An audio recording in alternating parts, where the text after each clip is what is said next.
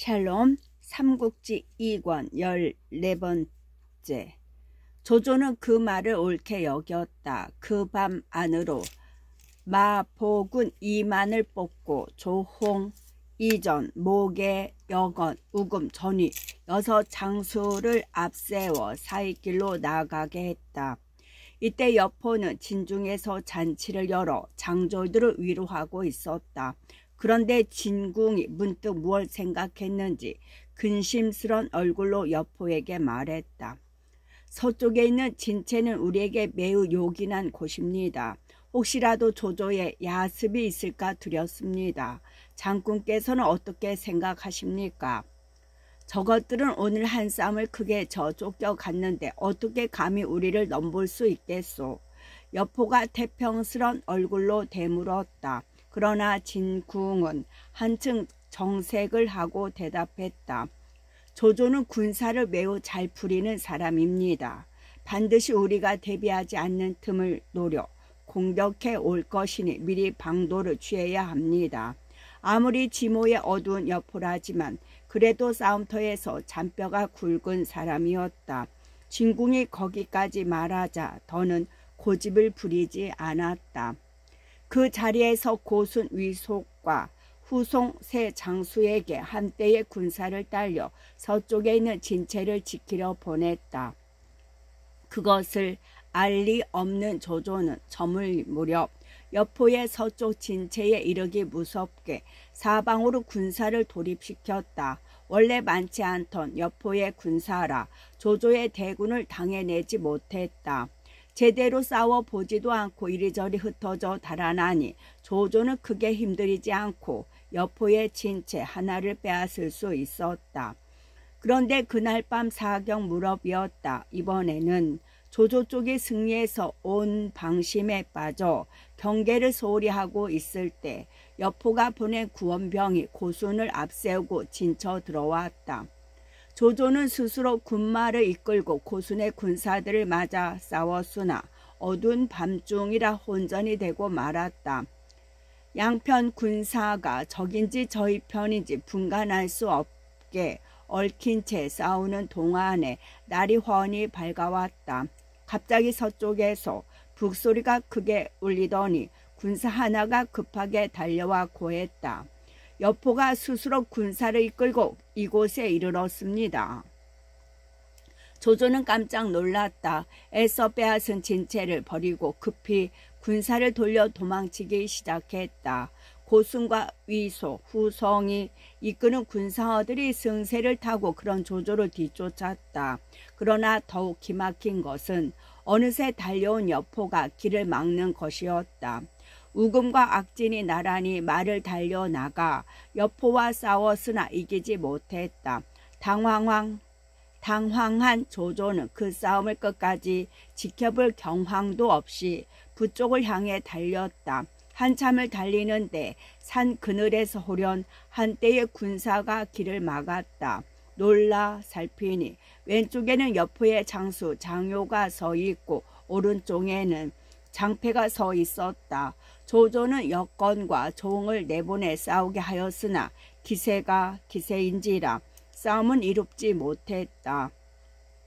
이에 조조는 다시 그곳을 버려두고 서쪽을 향해 달아나기 시작했다. 하지만 그쪽도 안전하지는 못했다. 갑자기 함성이 천지를 진동하면서 한때의 군마가 이르는데 앞선 것은 항맹, 조성, 성념, 후생 네 장수였다.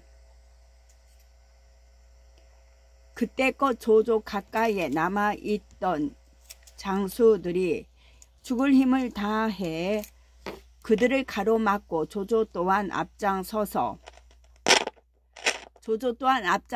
칼을 휘두르며 적진을 뚫기 시작했다. 하지만 다시 딱딱이 소리를 군으로 앞에서 화살을 비웃듯 쏟아지니 앞으로 나아갈 수가 없었다.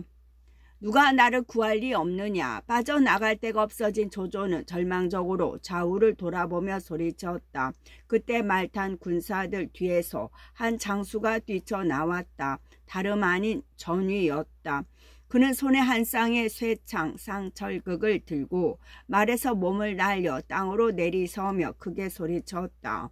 주공께서는 걱정하지 마십시오. 그러고는 쌍철극을 말 안장에 걸고 던질 수 있는 짧은 창 10여 개를 모아지면서 따르는 군사에게 말했다.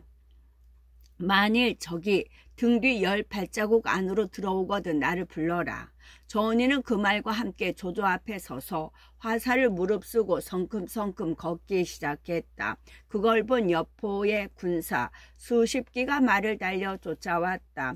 말 탄 사람과 걷는 사람의 경주이니 사이가 금세 가까워질 것은 뻔한 이치였다. 곧 몇 기가 전우의 등 뒤 10발자국 안으로 들어왔다. 10발자국 아닙니다. 뒤따르던 군사가 전우에게 알렸다. 그러자 전우가 뒤도 돌아보지 않고 다시 말했다. 5발자국 안으로 들어오거든 내게 일러라. 어지러이 나라들은 화살을 짧은 창으로 쳐내느라 뒤를 돌아볼 틈이 없었던 것이다. 조조 부근에는 아직도 지키는 군사가 많았으나 다시 오래자나 여포의 기마 몇 기가 전우의 등 뒤 5발자국쯤 되는 곳까지 이르렀다. 이번에는 좀 다급해진 목소리로 영을 받은 군사가 소리쳤다. 장군 5발자국 아닙니다. 그러자 전우는 힐끗 돌아서는 순간 손에 들고 있던 짧은 창을 연달아 날렸다. 구슬픈 비명과 함께 등 뒤 5발자국 안으로 들어왔던 여포의 군사들은 모두 말 위에서 좌취를 감추었다. 달려온 기세가 있어 뒤따라 몇 기가 더 뛰어들었으나 그들의 운명도 앞서와 크게 다르지 않았다. 전우의 손에서 짧은 창 하나가 없어질 때마다 어김없이 하나씩 피를 쏟으며 말 위에서 떨어지니 잠깐 사이에 여나무 명이나 눈앞에서 죽는 꼴을 본 여포의 군사들은 얼이 빠져 모두 달아나 버렸다. 뒤따르던 적이 모두 도망친 걸 안 전우는 그제야 다시 몸을 날려 말 위에 올랐다. 그리고 말 등에 걸어두었던 자신의 쌍철극을 휘두르며 앞으로 내딛자 항맹을 비롯한 여포의 네 장수도 감히 대항할 엄두를 내지 못했다. 장수들이 이미 막지 못하는데 졸개들이 어떻게 전위를 가로막을 수 있겠는가. 앞을 가로막던 여포의 군사들마저 겁을 먹고 흩어지니 마침내 전위는 길을 열어 조조를 유급에서 구해낼 수 있었다. 하지만 그걸로 조조가 온전히 사지를 벗어난 것은 아니었다. 뒷이어 이곳저곳에서 흩어졌던 장수들이 하나씩 둘씩 주인을 찾아 들자 힘을 얻은 조조는 다시 본진으로 돌아갈 길을 앗기 시작했으나 오래자나 등 뒤에서 크게 함성이 일며 호랑이 울음 같은 고함 소리가 들렸다. 조조, 작은 도적은 달아나지 말라. 조조가 전위의 구함을 받아 도망치고 있다는 소식을 뒤늦게 들은 여포가 스스로 군사를 이끌고 급히 뒤쫓아온 것이었다. 이때는 장졸들의 인마가 한결같이 지칠 대로 지쳐 있었다. 웬만한 장수들의 얼굴에도 각기 도망쳐서 목숨이나 건지고 싶어하는 기색이 역력했다. 조조까지도 한번 싸워볼 엄두조차 내지 못하고 황망이 달아나기에만 바빴다. 그대로 가면 조조의 군사는 여지없이 뭉그러지고 조조마저 여포에게 사로잡힐 판이었다. 하지만 하늘의 보살핌이라도 있었던 것인지 갑자기 남쪽에서 한때의 인마가 달려왔다. 본진을 지키던 하후돈이 해가 기울도록 조조가 돌아오지 않자 남은 군마를 이끌고 구원을 온 것이었다. 하후돈은 곧바로 여포에게 달려들어 한바탕 큰 싸움을 벌였다. 여포가 비록 무예가 빼어나다 하나 새벽부터 저물녘까지 싸운 뒤라 기력이 몹시 떨어져 있었다. 하루를 푹 쉬고 뒤늦게 달려온 하후돈을 맞으니 쉽게 이길 수가 없었다. 거기다가 큰 비까지 퍼붓듯 쏟아지자 양편은 각기 군사를 거두어 진채로 돌아갔다. 간신히 본진으로 돌아간 조조는 먼저 전위에게 큰 상을 주고 그를 영군 도의로 삼았다. 그리고 하후돈을 비롯한 다른 장수들과 사졸들에게도 각기 그 공에 따라 비단과 금을 내려 위로했다. 그 무렵 자신의 진체로 돌아가 있던 여포는 진궁을 불러 조조를 깨트릴 의논을 하고 있었다. 그의 말을 들은 덕택에 서쪽 진체를 지켰을 뿐만 아니라 조조까지 사로잡을 뻔하고 보니 새삼 진궁이 돋보였던 것이었다. 여포가 자신을 믿기 시작하자 진궁도 힘이 났다. 사람이 좀 단순하고 지모가 부족하기는 하지만 잘만 돕고 이끌면 여포를 통해 어떻게 자기의 뜻을 펴볼 길도 있을 것 같았다. 이에 진궁은 진작에 생각해둔 계책 하나를 여포에게 펼쳐 보였다. 복양성 안에 전시성을 쓰는 부호가 있는데 집안에서 부리는 종만 1000명이 넘는 군의 큰 호족입니다. 그를 시켜 조조의 진중에 글을 보내게 하되 내용은 온후께서 잠포하고 어지지 못해 백성들의 마음속에 원한이 거지자 여양으로 옮기시려 한다고 알려주게 하십시오. 그리고 복양성은 고순을 남겨 지키게 하고 있으나 밤을 틈타 군사를 내면 자기는 성 안에서 응접하리라고 쓰게 하십시오. 꾀를 부리기 좋아하는 조조라 그 글을 받으면 틀림없이 응할 것입니다. 그때 그를 성 안으로 깨어들여서 내 성문에 불을 지르고 바깥에는 복병을 숨겨두면 조조가 비록 하늘로 솟고 땅을 가르는 재주가 있다 한들 어찌 달아날 수 있겠습니까? 여포가 들어보니 훌륭한 깨였다. 곧 진궁의 말을 쫓아 부호 전시를 불러들여 진궁이 말한 대로 하도록 했다.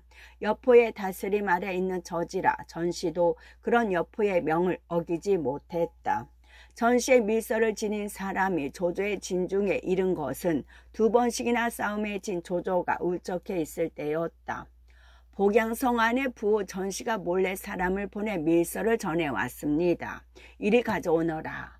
내심으로 괴이하게 여기면서도 조조가 그 밀서를 받아 펼치니 이렇게 적혀 있었다. 지금 여포는 이미 여양으로 떠나고 성 안은 가위 비어있다 할 만합니다. 장군께서는 급히 오셔서 이 성을 거두도록 하십시오. 저는 마땅히 성 안에서 내응하겠습니다.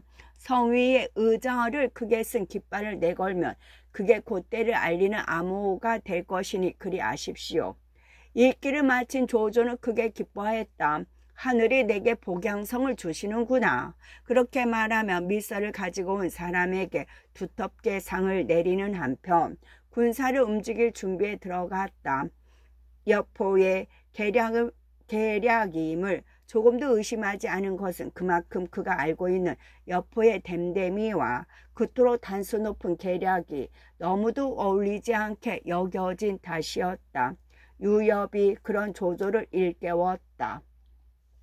여포가 비록 꽤 없으나 진궁은 지모가 있는 인물입니다. 일에 속임수가 있을지도 모르니 반드시 대비가 있어야 할 것입니다. 명공께서 정이 가시겠다면 군을 3대로 나누어 2부대는 성 밖에 매복해 외응케 하시고 한 부대만 성 안으로 들어가게 하시는 게 좋겠습니다. 기쁨으로 들떠있던 가운데도 조조는 그 말을 옳게 여겼다. 군대를 셋으로 나누어 복양성으로 향했다. 성 아래에 이르자 조조는 먼저 성벽 위를 살폈다. 과연 성문 위에 의자를 크게 써둔 백기 하나가 바람에 벌럭이고 있었다. 밀서에 쓰여 있는 대로라 조조는 속으로 은근히 기뻤다. 거기다가 더욱 조조의 마음을 놓게 한 것은 정말로 여포가 보이지 않는 일이었다. 그날 낮이었다. 조조의 군사가 온 줄 알고 갑자기 성문이 열리며 2 장수가 군사를 이끌고 나오는데 전군은 후성이 이끌고 있고 후군은 고순이 이끌고 있었다. 조조는 곧 전위를 내보내 후성을 잡게 했다. 원래 후성은 전위의 상대가 아니었다. 몇 합 어우르지도 못하고 말머리를 돌려 달아나기 시작했다. 전위가 그를 쫓아 적교 부근까지 이르니 후군을 맡고 있던 고순도 당해내지 못하고 성 안으로 쫓겨 들어갔다. 성을 나왔던 여포의 군사들이 한꺼번에 몰려들자 성문 앞에는 크게 혼란이 일었다. 그때 성 안에서 군사 차림을 한 몇 사람이 그 혼란을 틈타 조조의 진중으로 뛰어들어 조조 보기를 정했다. 조조가 만나보니 전씨가 다시 보낸 사람이었다. 그가 밀서를 내놓는데 내용은 이러했다. 오늘 밤 초경의 성 위에서 징소리가 나는 걸 신호로 군사를 진발시키십시오.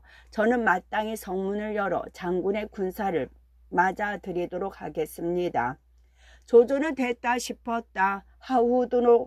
하후돈으로 하여금 한 무리의 군사와 함께 외편을 맞게 하고 조흥에게는 오른쪽을 맡긴 뒤 스스로 하후연, 악진, 이점, 전위 네 장수와 함께 군사를 이끌고 성 안으로 들어가기로 했다. 이전이 다시 한번 걱정스러운 얼굴로 조조에게 권했다. 주공께서는 성 밖에 계시도록 하십시오. 저희들이 먼저 성 안으로 들어가 보겠습니다. 그러나 조조는 꾸짖듯 대답했다. 내가 가지 않는다면 누가 앞으로 나가려 들겠느냐. 실로 나아갈 때는 앞장을 서고 물러날 때는 뒤에 져지는 맹장의 기백인 동시에 조조로 하여금 그토록 잦은 군사적 성공을 거둘 수 있게 한 통솔의 요체이기도 했다. 그날 밤도 마찬가지였다. 전씨가 약속한 조경이 되었을 무렵 조조는 앞장서서 군사를 이끌고 성 아래로 갔다. 아직 달이 뜨지 않아 어두운 성 아래에서 기다리는데 호련 성문 위에서 징소리와 소라 소리가 시끄럽게 울리며 수많은 횃불이 피어올랐다. 이어 성문이 크게 열리고 적교도 조조의 군사를 손짓하듯 내려졌다. 모든 것이 전씨가 밀서에 써보낸 대로였다. 조조는 더 망설일 것 없이 군사를 몰아 성 안으로 들어갔다. 전시의 사람들이 내응한다고는 하지만 어찌된 셈인지 주하에 이르도록 가로막는 군사 하나 없었다. 그제서야 조조는 이상한 기분이 들었다. 급히 말머리를 돌리며 소리쳤다. 적의 계략이다. 어서 군사를 물려라. 그러나 때는 이미 늦은 뒤였다. 조조의 말이 채 끝나기도 전에 주와 안에서 방포 소리가 크게 울리더니 호련히 내 성문에서 불길이 치솟았다. 이어 북과 징소리가 요란한 가운데 군사들이 함성이 강문을 뒤집고 바닷물을 끓게 하듯 터져 나왔다. 조조가 아득한 정신으로 사방을 둘러보니 동쪽 거리에서는 장효가 군사를 이끌고 달려 나오고 서쪽에서는 장패가 달려 나왔다. 겁먹고 혼란된 조조의 군사들이라 제대로 싸움이 될 리 없었다. 조조 역시 싸워볼 엄두도 내지 못하고 북문 쪽으로 달아나기 바빴다. 그러나 미처 북문에 이르기도 전에 이번에는 항맹과 조성이 나타나 한 차례 조조의 얼을 빼놓았다. 변변히 싸워보지도 못하고 많은 군사만 꺾인 채 조조는 황망히 남문을 향해 말머리를 돌렸다. 그새 뒤를 따라붙은 고순과 후성이 다시 조조의 군사를 덮쳤다. 크게 성난 전위가 두 눈을 부릅뜨고 이를 갈며 그 둘을 맞았다. 쌍철극을 휘두르며 부딪혀 가는 그 기세가 얼마나 유명한지 고순과 후성은 겁부터 먼저 났다. 두어 번 창칼을 맞댄 뒤 거꾸로 달아나 성 밖으로 사라졌다. 그들을 쫓아 적교에까지 이른 전위는 그제서야 고개를 돌려 주위를 살폈다. 조금 전까지 모시고 있던 조조가 보이지 아니했다. 이에 전위는 몸을 돌려 성 안으로 뛰어들었다. 문께에 들어서자마자 이전과 부딪히듯 만났다. 주공께서는 어디 계시오? 전유가 다급하게 물었다. 이전 역시 황당한 얼굴로 대답했다. 나도 또한 찾고 있으나 뵙지 않는구려. 당신은 성 밖으로 나가 구원을 재촉하시오. 나는 성 안으로 들어가 주공을 찾아보겠소. 전이는 그렇게 말하고 성 안으로 뛰어들었다. 그러나 아무리 성 안을 뒤져도 조조의 모습이 보이지 않았다. 답답한 전이는 다시 여포의 군사들을 뚫고 성 밖으로 나왔다. 이번에는 성 밖 물가에서 역시 조조를 찾고 있는 악진을 만났다. 주공은 어디 계시오? 악진이 물었다. 전이가 무겁게 고개를 저며 대답했다. 나 역시 성 안팎을 오가며 찾았으나 아직 뵙지 못했소. 그럼 함께 치고 들어가 주공을 구합시다. 악진이 창을 꼬나 쥐며 말했다. 이에 두 사람은 다시 말머리를 나란히 성 안으로 뛰어들었다. 두 사람이 성문께로 이르니 성 위에서 화포가 거세게 퍼부어 악진은 말을 달릴 수가 없었다. 전이 혼자 연기와 불 사이를 뚫고 성문 안으로 뛰어들어 이곳저곳을 뒤지듯 조조를 찾았다. 한편 조조는 전이가 고승과 후성을 쫓아 남문 밖으로 나가 버리자 벌떼처럼 몰려 길을 막는 여포의 군사들 때문에 남문으로는 나갈 수가 없었다. 할 수 없이 말머리를 돌려 북문을 가는데 방천 화극을 끼고 말을 달려오는 여포와 똑바로 마주치고 말았다. 조조는 손으로 얼굴을 가리고 말에 채찍을 가해 급하게 여포를 스쳐갔다. 그런 여포는 무슨 생각이 났던지 곧 조조를 뒤쫓아와 화극으로 조조의 투구를 치며 물었다. 어이, 조조는 어디 있는가? 아마도 조조를 자기 편 졸개로 안 것 같았다. 조조는 가슴이 절렁하는 가운데도 정신을 가다듬어 자기가 가는 곳과 반대쪽을 가리키며 대답했다. 저 앞에 누런 말을 타고 있는 자가 그놈입니다. 조조의 천연덕스런 말에 속은 여포는 곧 조조가 가리킨 쪽으로 말을 몰아갔다. 여포가 떠나기 무섭게 조조도 말머리를 돌려 이번에는 동문으로 달렸다. 주공! 갑자기 한 장수가 온몸에 피를 뒤집어 쓴 채 나타나 조조를 불렀다. 다름 아닌 전이었다. 조조는 지옥에서 부처라도 만난 기분이었다. 전위는 조조를 옹이한 채 닥치는 대로 적을 찌르고 베며 한 가닥 혈로를 뚫었다. 이 기세가 하도 사나워 마침내 길이 열리고 둘은 성문 부근까지 이를 수 있었다. 그러나 성문에는 불길이 맹렬하고 성벽 위에서 던지는 마른 풀 더미에 불길은 부근까지 번지고 있었다. 도저히 뚫고 나갈 성쉽지 않았다. 하지만 그대로 성 안에 머물 수도 없는 노릇이었다. 전위가 앞장서며 말했다. 주공, 제가 이 불길을 헤쳐보겠습니다. 바짝 뒤따르십시오. 그리고 쌍철극을 휘둘러 앞을 가로막는 불더미를 헤치며 앞으로 내달았다.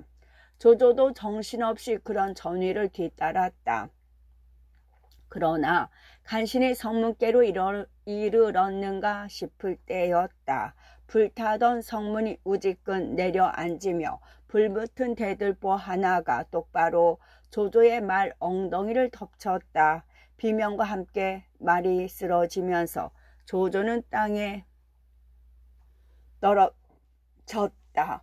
불붙은 대들보를 손으로 밀어 간신히 다 죽는 건 면했지만 그 바람에 조조는 수염과 머리칼을 다 태우고 여기저기 화상을 입었다. 전위가 말머리를 돌려 그런 조조를 구하려 할 때 마침 하후연이 나타났다. 둘은 힘을 합쳐 조조를 일으키고 불구덩이 속에서 빼냈다. 그리고 하후연의 말에 조조를 태운 뒤 넓은 길로 달려나갔다. 그렇게 어지럽게 뒤섞여 싸우는 동안에 날이 훤히 밝았다. 그제야 사방을 분간할 수 있게 된 조조는 두 장수의 목숨을 건 구함에 힘입어 간신히 자신의 진채로 돌아갈 수 있었다. 조조가 무사히 돌아왔다는 말을 듣자 여러 장수들이 찾아와 문안을 드렸다. 조조가 앙연히 웃으며 소리쳤다. 내가 잘못하여 그 하찮은 여포놈의 계책에 걸렸구나. 반드시 이 빚을 갚으리라. 그러고는 다시 여포 게이트를 의논을 했다. 곽가가 조조의 의중을 살핀 뒤 나직이 말했다. 계책은 되도록이면 속히 베푸시는 게 낫습니다. 곽가는 조조가 앙연히 웃는 걸 보고 그의 마음속에 이미 계책이 서 있는 걸 꿰뚫어 본 것이었다. 과연 조조는 곽가의 말이 떨어지기 바쁘게 마음속에 계책을 털어놓았다. 이번에는 내가 거꾸로 적의 계책을 좀 이용해야겠다. 간밤에 내가 불에 대어 오경쯤에 죽었다는 거짓말을 버티도록 하라. 여포가 그 말을 들으면 반드시 성을 나와 공격할 것이다. 그때 나는 마릉상에 복병을 두었다가 여포의 군사가 반쯤 지나갔을 적에 들이치면 놈을 사로잡을 수 있으리라. 실로 좋은 계책입니다. 곽가가 빙긋이 웃으며 대답했다. 이에 조조는 곧 군사들에게 영을 내려 발상을 하고 자신이 죽었다는 말을 버티게 했다. 두 군사가 싸우면 반드시 접자가 있게 마련이다. 조조가 죽었다는 말은 곧 복양성 안에 있는 여포의 귀에까지 들어갔다. 조조가 온몸이 불에 댄 채 본진에 도착하자마자 숨을 거두었다는 내용이었다. 간밤 조조의 저지가 꼭 죽게 된 것을 잘 아는 여포인지라 그 말을 하니 믿을 수가 없었다. 그 말을 듣기 바쁘게 되는 대로 군사를 점거하여 조조의 진체가 있는 마릉산으로 달려갔다. 딴에는 이 기회에 조조의 세력을 뿌리 뽑자는 생각이었다. 여포의 군사가 마릉산을 반쯤 지나 저만큼 조조의 진체가 보이는 곳에 이르렀을 무렵이었다. 갑자기 한 차례 북소리가 울리더니 사방에서 함성과 함께 복병이 일어났다. 속았구나. 여포가 그렇게 외쳤으나 어찌해 볼 도리가 없었다. 간밤 조조에게 준 빛을 톡톡히 돌려받은 뒤 간신히 복양성 안으로 쫓겨 들어갔다. 그리고 조조의 꾀에 질렸는지 성문을 굳게 닫아 걸고 다시는 나와 싸우려 들지 않았다. 싸움은 자연 길게 끌 수밖에 없었다. 그런데 그에 따라 메뚜기 떼가 크게 일어 별을 모두 먹어치우는 바람에 관동 일대에는 쌀 한 섬에 전 50관이나 되도록 갑이 솟고 백성들이 서로 잡아먹을 만큼 흉년이 들었다. 그렇게 되니 조조도 군량이 없어 싸울 도리가 없었다. 할 수 없이 포위를 풀고 견성으로 돌아가니 이로써 복양성의 풍우는 잠시 가라앉았다. 서주는 봄바람만, 서주는 봄바람만. 각기 자기 군사를 먹이는 일에 바빠 조조와 여포가 싸움을 쉬고 있는 동안 이번에는 서주에서 미미한 풍운의 조짐이 일었다. 나이 63세 접어든 서주목 도겸이 갑작스레 병을 얻은 게 발단이었다. 날이 가고 달이 가도 차도는커녕 병이 점점 깊어가기만 하자 도겸은 종사인 미축과 진등을 불러 뒷일을 의논했다. 나는 재주와 덕이 모자라 성한 몸으로도 이 땅과 백성들을 지키기 어려운 터에 이제 모진 병까지 얻어 일어날 가망이 없으니 실로 어찌할 바를 모르겠소. 동해는 조조가 아비의 원수 가품을 구실로 눈에 불을 켜고 있고 북에는 원술이 오래전부터 이 땅을 넘보고 있는 데다 도적들은 사방에서 일어나 위세를 자랑하고 있는 지금 내가 죽으면 우리 서주는 그대로 저들의 염치 없는 각축장이 되고 말 것이요. 그 틈바구니에서 고초당할 백성들을 생각하면 나는 죽어도 차마 눈을 감지 못하겠소. 이에 답답한 마음을 이기지 못해 두 분을 정했거니와 혹 두 분께서는 이 서주의 뒷일을 생각해 보시었소. 만일 이 땅과 백성을 보존할 계책이 있다면 꺼리낌 없이 말해 주시오. 나는 공들의 윗사람으로서가 아니라 힘없고 어리석은 늙은이로서 묻고 있는 것이오. 그렇게 묻는 도겸은 실로 인인 군자라 불릴 만한 인품이었다. 그가 겉다르고 속다른 말을 할 사람이 아니라는 걸 잘 아는 미축이 조용히 입을 열어 대답했다. 조조의 군사가 물러간 것은 여포가 조조의 근거지인 연주를 들이친 까닭입니다. 거기다가 지금은 또 관동 일대에 큰 흉년이 들어 여포와의 싸움마저 쉬고 있지만 내년 봄이면 조조는 반드시 이 서주로 돌아올 것입니다. 우리에게는 원술보다 더 두렵고 황건이나 흑산의 무리보다 더 급한 게 바로 그 조조입니다. 이제 사군을 이어 서주를 맡아 머지않아 닥칠 조조의 대군을 막아낼 수 있는 이는 다만 소패에 머무르고 있는 유현덕뿐입니다. 당장의 세력은 조조에 비할 바 못되나 군사는 한결같이 그를 위해 목숨을 아끼지 않고 용맹스런 두 동생도 같은 날 죽기로 맹세한 사이라 합니다. 그에게 서주의 재물과 백성을 맡기면 틀림없이 그는 새봄이 오기 전에 조조를 이길 만한 군사를 기를 수 있을 것입니다. 나도 진작에 그걸 알아보고 현덕에게 서주를 넘겨주려 하였소. 그러나 그 사람은 이미 2번씩이나 내 간곡한 청을 물리치지 않았소. 도겸이 어둡고 무거운 목소리로 반문했다. 미축이 다시 대답했다. 그때는 사군께서 몸이 성하신지라 현덕이 받아들이지 않았던 것입니다. 그러나 이제는 사군의 병이 무겁고 깊으니 그 핑계로 그에게 서주를 맡기시면 현덕도 더는 사양하지 못할 것입니다. 그러자 도겸의 얼굴에도 밝은 빛이 떠올랐다. 그 같은 난세에는 찾기 어려울 만큼 밝고 어진 인물이었다. 얼른 소패에 사람을 보내 유현덕을 들라 이르시오. 군무에 관한 일을 의논할 게 있다 하면 그도 꺼리낌 없이 달려올 것이요. 도겸은 그렇게 말해놓고 지쳤는지 조용히 눈을 감았다. 사실 미축과 진등을 부른 것도 죽음의 애감에서였다. 도겸의 갑작스런 부름을 받은 현덕은 관장 두 아우와 수하 수십 기만을 이끈 채 서주성으로 달려왔다. 도겸은 현덕과 두 아우를 병실로 정해 들였다. 그리고 현덕이 문안의 예를 마치기 바쁘게 입을 열었다. 내가 현덕공을 정한 것은 다른 일이 아니외다. 이 늙은이의 병이 이미 깊고 무거워 아침 저녁을 다투게 되었으니 만번 바라건대 명공께서는 한실의 땅을 무겁게 여기시고 그 백성을 가엾게 보시어 이 서주의 폐인을 받아주시오. 그렇게만 해주신다면 이 늙은이는 죽어도 편하게 눈 감을 수 있을 것이오. 자사께는 2분 아드님이 계시지 않습니까? 왜 아드님께 서주를 있게 하지 않으십니까? 도겸의 간곡한 목소리 못지않게 진정으로 사양하기 위한 유비의 반문이었다. 도겸이 더욱 간곡하게 말했다. 마지상이나 둘째 응 모두 재주가 모자라 그 중임을 맡길 수가 없기 때문이요. 이 늙은이가 죽더라도 현덕공이 가르치고 깨우쳐 주시고 결코 주의를 맡게 해서는 아니되오. 그제서야 유비도 도겸의 진심을 알 것 같았다.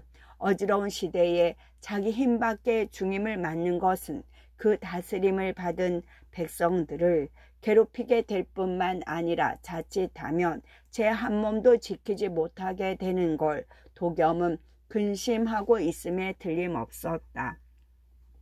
유비도 도겸의 두 아들을 만난 적이 있지만 아무래도 한 줄을 맡아 난세를 이겨 나가기에는 너무 문약해 보였다. 그렇지만 이 비 한 몸으로 어떻게 서주를 맡아 감당할 수 있겠습니까?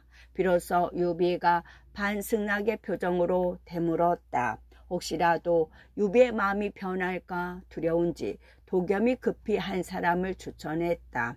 내가 부리던 이로 공을 도와 일할 만한 이가 한 사람 있소이다. 북의 사람의 이름은 손건이요. 자를 공으라 쓰는데 종사로 쓸만하오.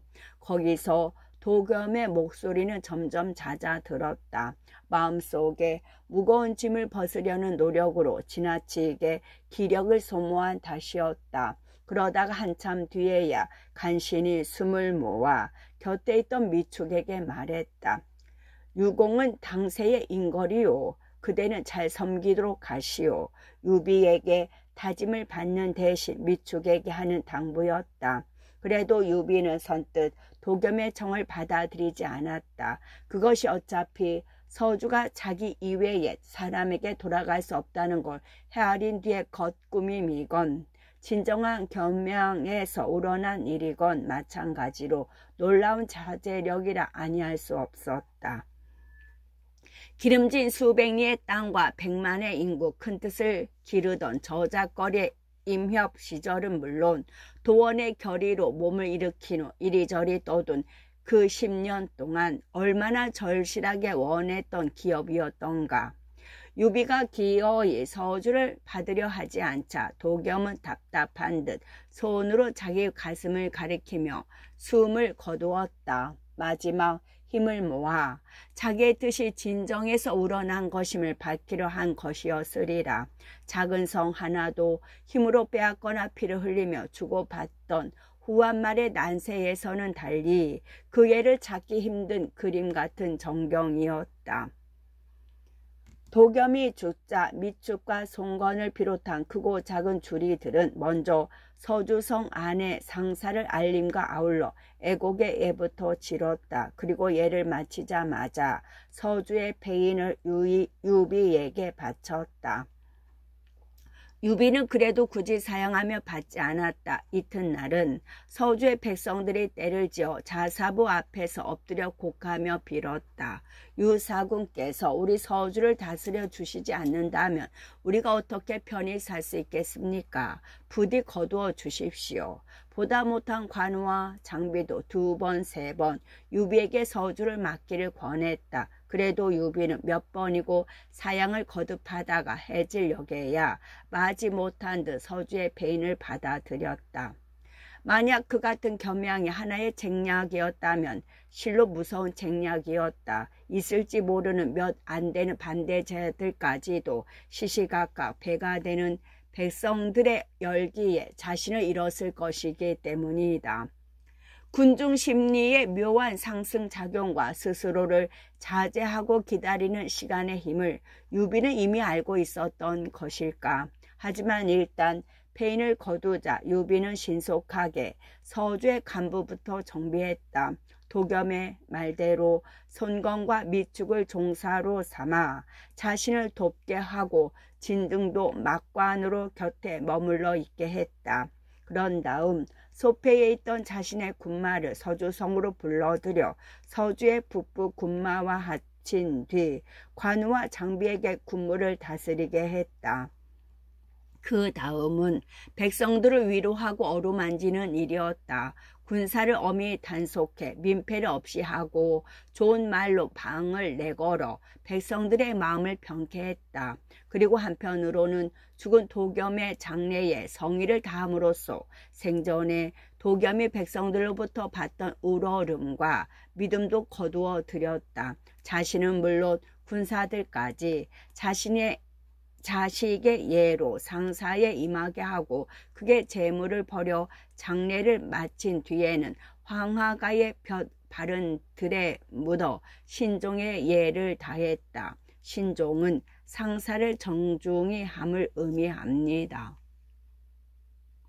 이때 조정은 이각과 곽사가 잡고 있어 어지러울 대로 어지러웠다. 가까운 관동이나 기주에도 힘이 미치지 못하는 마당에 멀리 서주의 일로 까다롭게 따질 여유가 없었다. 유비를 서주목으로 추천하는 도겸의 유표와 함께 서주가 이미 유비의 세력 아래 안정되었다는 소식을 듣자 아무런 반대 없이 유비를 서주목으로 인정했다. 사방에서 이는 도적들과 가까이서 둔만 있으면 장안을 노리는 제후들에게 지쳐있는 이각과 곽사에게는 별탈 없이 서주가 도겸에게로 유비로 넘어간 것이 오히려 반가울 지경이었다. 도겸이 죽고 유비가 뒤를 이어 서주목이 되었다는 소식은 견성에 있는 조조의 귀에도 들어갔다. 나는 아직 선친의 원수도 갚지 못했는데 유비 그자는 화살 반개를 허비한 공도 없이 앉아서 서주를 얻다니 내 반드시 먼저 유비를 죽이고 다시 도겸의 시체를 토막지어 선친의 크신 한을 풀리라. 조조는 그렇게 외치며 이를 갈았다. 그런 조조의 가슴 속에는 유비에 대한 뿌리 깊은 경계와 가닥 모를 호승심이 함께 불타올랐다. 처음 광종에서 촌뜨기 의군 대장으로 만났을 때는 물론 관동의 기회 때 함께 동탁과 싸우는 동안 다른 제후들은 모두 유비를 공수찬의 부장 정도로 대수롭지 않게 보았으나 조조만은 그렇지 않았다. 그가 한껏 몸을 낮추어도 무슨 환한 빛처럼 그 주위에 어리는 위엄과 까닭 없이 사람을 끄는 부드러운 힘은 자신의 지략이나 원소의 가문에 못지않은 재산임을 조조는 이미 알고 있었다. 결코 공소찬의 아랫사람이 아니다. 조조는 그 같은 느낌으로 한낱 현령에 지나지 않는 그를 굳이 제후의 말석으로 끌어들였던 것이다. 전한 경제의 현손이란 이유를 내세웠지만 사실 그것은 300년이 넘는 지난 일이요. 또 경제는 유독 자손이 많아 쥐니마저 가리기 어려운 혈통이었다. 그러다가 지난번에 서조 징벌 때 뜻밖에도 도겸을 편든 유비의 글을 받자 조조는 다시 한번 자기가 본 것이 틀리지 않았음을 확인했다. 아직도 유비가 거느린 군사의 대반은 공수찬에게 빌린 것이며 겉으로는 여전히 공수찬의 세력 아래 있는 것처럼 보였으나 그 말하는 태도는 이미 자기와 동등한 자리에서 주는 충고나 다름없었다. 방금도 조조는 여러 장수와 모사들이 보고 있는 앞이라 성난 기색으로만 유비를 욕하고 있었지만 속으로 하는 말은 달랐다. 유비, 그대는 짐작대로 공소찬이란 연못을 빠져나왔다. 다른 사람은 몰라도 나는 그대가 마음대로 사회를 누비게 된다면 마침내 한 마리 용이 되어 구만리 창천으로 치솟을 것임을 알고 있다. 그래서는 안 된다. 그렇게 되면 이 조조가 휘젓고 날 하늘이 없어진다. 나는 그대를 일찌감치 없애거나 아니면 공손찬보다는 몇 배 넓은 내 호수에 가두어 두어야겠다.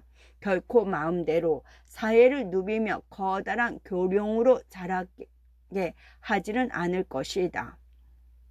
하지만 실은 조조에게도 아직 유비를 가둬놓을 만한 호수가 마련되어 있지 않았다. 간신히 마련한 한 조각 호수마저 여포란 괴물의 기습을 받아 태반이 휩쓸린 저지였다. 비록 불같은 호령으로 군사를 일으키고 그날로 서주를 향해 진군하라고 재촉은 하면서도 마음속은 두렵고 암담하기만 했다. 그때 도련한 진굴령을 듣고 놀라 달려온 순옥이 말렸다. 지난날 고조께서는 어려움 가운데서도 관중을 지키셨고 광무제께서는 한해를 근거로 중히 여기셨습니다. 모두 뿌리를 깊이 하고 바탕을 굳건히 하셔서 거기 의지의 전하를 바로잡기 위함이었습니다. 그 땅들은 나가면 쉽게 적을 이길 수 있고 물러서면 굳게 지킬 수 있어 수고로운 가운데도 마침내 전하를 가지런히 할 수 있으셨던 것입니다. 명공께서 근거로 삼으신 연주와 황하, 제수의 땅은 전하의 요지요. 지난날의 관중이나 한해와 같은 땅입니다. 이제 서주를 취하시려 함에 있어 이곳에 군사를 많이 남기면 그곳에서 쓸 군사가 모자랄 것이요. 이곳에 군사를 적게 남기면 여포가 그 빈틈을 노려 쳐들어 올 것이니 이는 곧 연주를 모두 잃게 되는 걸 뜻합니다. 만약 명공께서 서주를 빼앗지 못한다면 장차 어디로 돌아오시렵니까? 듣기에 지금 서주는 도겸이 비록 죽었으나 유비가 이어 굳게 지키고 있고 또 백성들은 이미 유비를 깊이 따라 그를 위해 죽도록 싸울 것이라 합니다. 명공께서 이 연주를 버리고 서주를 취하는 것은 큰 것을 버리고 작은 것을 취함이요 줄기를 버리고 장가지를 취함이며 평안함과 위태로움을 바꾸는 격입니다. 바라건대 명공께서는 다시 한번 깊이 헤아려 결정하십시오. 조조 또한 그걸 전혀 모르는 바는 아니었다. 그러나 그에게도 나름대로 군사를 움직여야 할 까닭은 있었다. 나도 그 점을 헤아리지 못한 바는 아니나 그래도 어쩔 수 없는 게 있어. 아다시피 올해는 메뚜기 떼의 피해로 관동에 큰 흉년이 들어 군사를 먹일 양식이 모자라오. 먹일 수도 없는 군사를 움직이지 않고 가만히 앉아 이렇게 지키기만 하는 것도 종래에는 좋은 계책이 못 될 것이요. 선친의 원수 가품도 급하거니와 서주의 풍족한 곡식 또한 우리에게 꼭 필요한 것이요. 그러나 순욱은 그것도 이미 생각해 둔 바 있는 모양이었다. 조조의 말이 끝나자마자 선뜻 대꾸했다. 그렇다 해도 동쪽 진의 땅을 공략하는 편이 낫습니다. 군사를 먹일 양식은 연암과 영주 땅에서 구하십시오. 그곳에서 어떻게 이 대군을 먹일 양식을 구할 수가 있겠소. 끝.